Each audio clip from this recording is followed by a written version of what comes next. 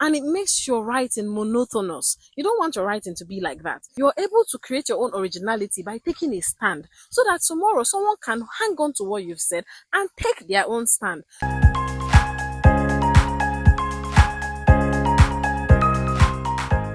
Hi guys, so let's talk about the common mistakes people make when it comes to academic writing. The first one I would say is not annotating. So I don't know why, but people think that annotating takes too much time or too much effort and they don't annotate. Let me tell you what annotating does for you. So first of all, imagine, when you're doing academic writing, you need to visit sources, explore sources, and get things from those sources to support your writing, because that's what gives your writing credibility, and it also helps with getting enough statistics for whatever research you're doing. So if you're going to get all these sources for an average, let's say, article, you're looking at 10 to 13 or 15 sources. So imagine reading each source. Let's say each source contain about 15 pages, because journals contain like 13 to 15 pages.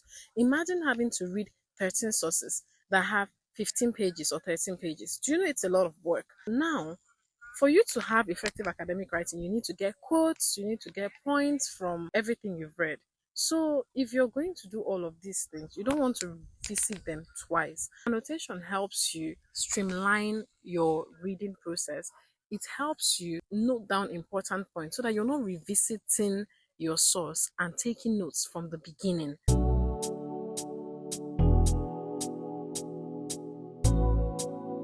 Many people think that annotation requires using a pen and a paper. I think that's the reason why people don't annotate.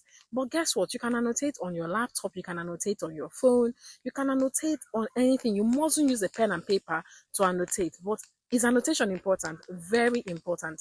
Because what it will help you do is, if you're reading an article of, say, 13 pages, by the time you're done annotating, you're getting like 1 or 2 pages, or 3 at most, out of that article.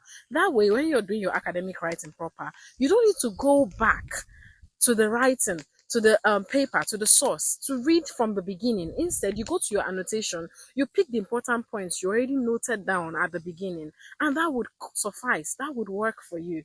So I'm going to encourage you to start annotating today. So you may be asking yourself the question, what should I annotate and how should I annotate?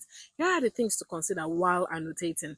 The first is that you should take down direct quotes that are related to the research you're doing. When you're taking direct quotes, I'm going to advise you take down the page number, and you also take down the year the article was published, as well as the author's names. Then other things you can also consider while annotating are the author's findings, data you can grab from the article, and things like that.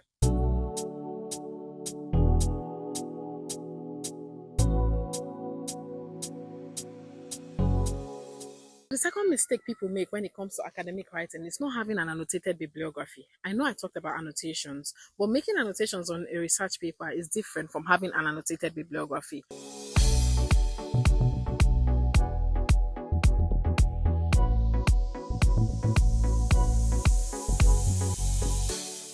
Let me break it down.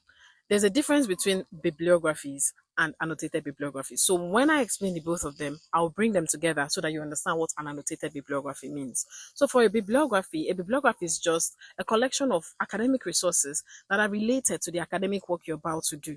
Just think of it as a reference, but in this case, you've not used it for the work, so you can't call it a reference. You've just collected a number of academic sources that would be helpful to your research. In the end, you would not use all the articles on your bibliography. You may use all of them, or you may not use all of them, but it helps you to streamline your search. It helps you to bring a collection of articles so that you're not going here and there while you started your academic work. You know what you're focusing on. That's what a bibliography is.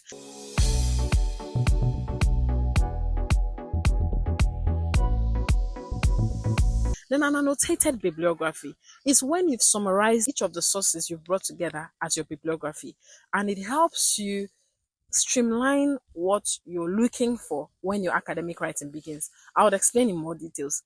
So let's say you want to write a journal for publication in a conference. You should be looking at a bibliography of about 15 works, and at the end you might be using between 10 to 13 or even less than that. Now, If you have a bibliography of 15 words, you want to read through the bibliography and summarize them. It could be a summary that will come from just reading the abstract and the findings. The point is, you just want to give a summary of each of the works you've chosen as your sources. How this will help you is, first, if you start your academic writing, and you're making a particular point, you don't need to start searching from your list of bibliographies to find the point that relates to what you're talking about or find the article that relates to the point you're talking about. Because you have an annotated bibliography, you can just look through and know the works that are related to the particular point you're discussing.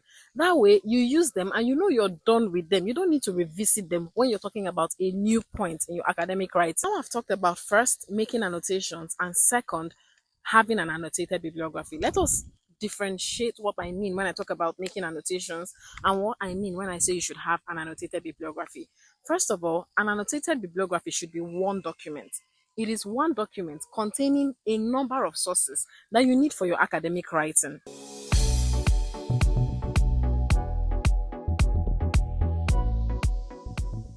Now, each of those sources is summarized in, say, one paragraph.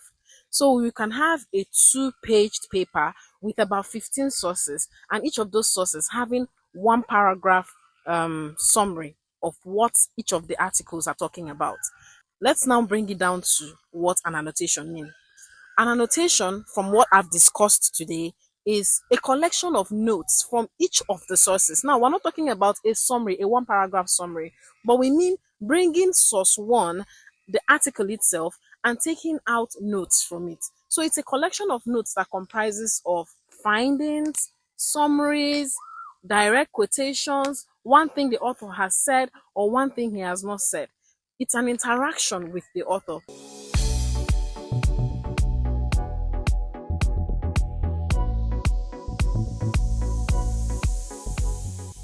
You keep it aside so that when you start your writing proper, let me tell you how the both of them would help you. For your academic writing, your bibliography would tell you what article you need at a particular point in your academic writing. So from the sources you've listed and the one paragraph summaries you've given, you can tell which one is relating to your introduction or background of study or the first point you're trying to make. Then when your bibliography tells you that, you bring the source that your bibliography has suggested for you based on the summary on your bibliography. Then what your annotation would do is that the notes you've picked from that article while you were making your annotations, the direct quotes, the findings, the statistics you had taken down in your annotation of the particular article is what you will now pick from and put in your academic writing. Some of them you will put as direct quotes, just the way you took it out of the article, you put it into your own academic writing. While some of them you would put as paraphrases, because you don't want everything you took from the article to go into your own article. Just the most important ones can go in directly. And when they go in directly, you know what to do. You quote the source, you quote the page number and where everything came from. And when you, let's assume you don't take it directly, but you paraphrase a particular point because you don't want to sound monotonous, then you still go ahead and say the page number where it was taken from. You see the reason why I said you should take down page numbers when you're annotating, because it's very important. Now, let's talk about another mistake people make in academic writing, which is plagiarism. Now, plagiarism can be done intentionally or unintentionally, but whichever way it happens, plagiarism is an academic blunder. It can cost you a lot. It can kick you out of school. It's that serious. It's a serious offense in academic writing. You don't plagiarize. Now, what is plagiarism? Plagiarism is when you use a piece of information from someone else's writing, something that is original to someone else, and make it look like it's yours. It's your idea. You're the original source of that idea.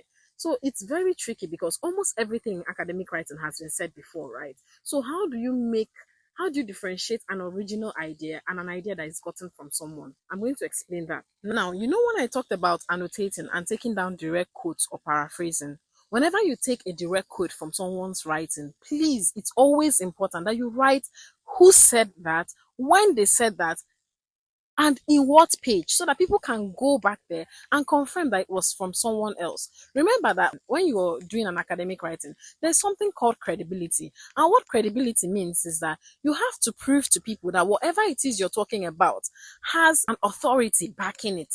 That is, you're not giving us original idea when you're still a researcher, you're still in the learning process. So you need people who have walked down that path, who are authorities in that path, to lend their voice to whatever it is you're saying. So if you want to say grasses are green, for example, before you just say grass, yes, we know grasses are green, but you need to bring research to support why you're also standing with others that have said the same thing to say what they are saying. You quote this person, you quote that person, you give the reasons why they said grasses are green, then you lend your own voice. You agree with them or you disagree with them. So when you pick what they've said in the past, you're able to create your own originality by taking a stand, so that tomorrow someone can hang on to what you've said and take their own stand. So your ability to interact with the people that have said grasses are green and those that said grasses are not green and finally make a stand is what makes creates your own originality. But when you're quoting from other people, please give them the credit, because they are the original source of what you're saying. And that doesn't mean that they are the very, very first original. If you look back, you'll see that they also have people that they've quoted in the past and also recognize that they quoted in the past. That way you discover that you're meeting the plagiarism needs, or you're being ethical in your writing. Let's talk about the ways you can avoid plagiarism. The first way you can avoid it is to give credit to the authors in your references.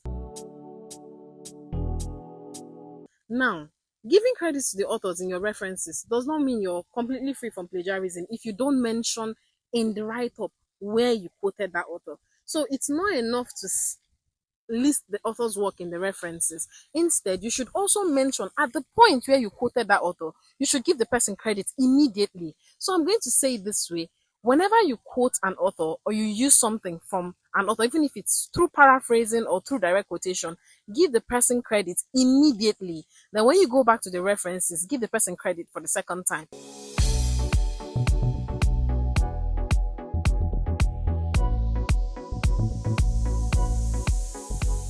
You can't give credit in the actual academic writing and not give credit in the references. At the same time, you can't give credit in the references and not give credit in the text. So there's what we call in-text citations and references. In in-text citations, you have direct quotes, we have paraphrases. In-text citation means in the text, in the writing. Wherever you quote someone directly, give the person's credit. It's called in-text citations. And whenever you even paraphrase, it's still in-text citation because it's not your original work, and you give the person's credit. Other ways you can also give credit to authors is when making transitions.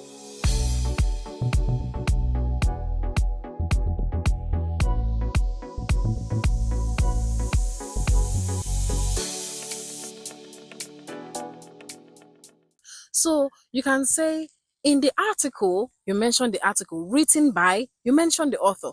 You will now go ahead to talk about what the article said. But because you've said in the article and you've mentioned the name of the author, you've given the author credit. Then all you need to do, it depends on the reference style you're using. Maybe when you're done quoting, you write the year the person said whatever he or she said. But because you've just said in the article and you've mentioned the name of the author, you've given credit because you've made us understand that that is not your original idea. That's okay. And you're going to be an ethical academic writer, because it's very important to observe ethics when it comes to academic writing. To summarize this particular point, I'm going to say you can give credit during transitions by mentioning the name of the author while making your transitions. Secondly, you can give credits when you're doing your direct quoting. You give the credit immediately. You can also give credits while paraphrasing. And finally, always give credits in the references. So in other words, remember to give credits in the text and outside the text in the references. I hope that makes sense. So at this point, I know talking about giving credits must have put you in a position where you're like, oh, I'll always quote the author. I'll always make sure I quote the author. But that will bring us to the next mistake people make. Always using direct quotes. You quote it exactly the way it came and you give your references and you're like, oh, I'm free from plagiarism. But guess what? When you write a work without using paraphrases, you keep using direct quotes. It's like playing a song on repeat. Imagine playing a song again and again, the same pattern, the same method, the same thing, and it makes your writing monotonous. You don't want your writing to be like that. So sometimes you use direct quotes, sometimes you have to paraphrase to give your writing a balance, to give it variety. So I know you're trying to avoid plagiarism, but you remember when I said that whether you paraphrase or you use direct quotes, always make sure you give credit. I know you might be worried, like, how will I give credit while paraphrasing? I've told you a very important way you can give credit through paraphrasing is using transition words. If you use your transition words well, you won't have a problem with giving credits to authors. So I don't want to go over to transition words because that was the next thing I was going to talk about. But to explain paraphrasing, I had to touch transition words. So what am I saying in essence? One of the mistakes people make is using direct quotes alone. It makes your writing boring. Yeah, that's the word. It makes it boring. It makes it lack balance. It makes it lack flow, and it makes it very monotonous. So if you don't want your writing to look like a music being played on repeat, please use paraphrases just as you use direct quotes. No one should be used more than the other. There should be a balance between the both of them. Now we've talked about paraphrasing, I guess you know what the last point is. Of course, transition words. Yeah, transition words is the last thing I'll be talking about today. And I would say they are very essential in terms of academic writing. In fact, any writing at all. Using transition words help with the flow in your writing. If you read an academic writing or an essay that does not have transition words, it's like driving on a road full of potholes. It's very bumpy, it lacks smoothness, and it's not a good feeling at all. So when you're reading an article or a write-up without transition words, everything in you knows that something is missing in that academic writing. Transition words, I would say, are very important. And when I say transition words, I'm not limiting you to words alone. You can use transition words or transition phrases. The only difference is that transition words is just one word, while a transition phrase is a group of words. So you can use a transition word or a transition phrase to achieve the flow in your academic writing. I'm going to give you examples of transition words or phrases. You have although, you have moreover, however, therefore, thereby, in addition um, to add to this, to move on, to support this. Those are transition phrases, different things that will create a connection between your previous idea and a new idea, or help introduce a new idea in a better way. Those are transition words and phrases. So I'm going to advise you consider using transition word in any academic writing whatsoever. In fact, no matter how short the writing is, you should use transition words. They would help a lot. They would change your academic writing game or your writing game in general. So please consider transition words, and I hope you put it into your writing from now on. It's going to help it a lot. So I hope I've been able to cover up some of the mistakes people make in academic writing and some of the things you should consider when you're writing an essay or an academic work or an article or whatever. I hope with this video you're able to up your writing game and improve in your writing game. I'll keep sharing more tips in terms of academic writing and other forms of academic exercise. So guys, if there's something you learned in this video, maybe something new, maybe something you've not been paying attention to in your academic writing in the past that you think you might improve on moving on, then do well to leave me a like and leave me a comment. I'm going to appreciate that a lot. I'm going to see you guys in the next video. Watch out for more. Bye guys.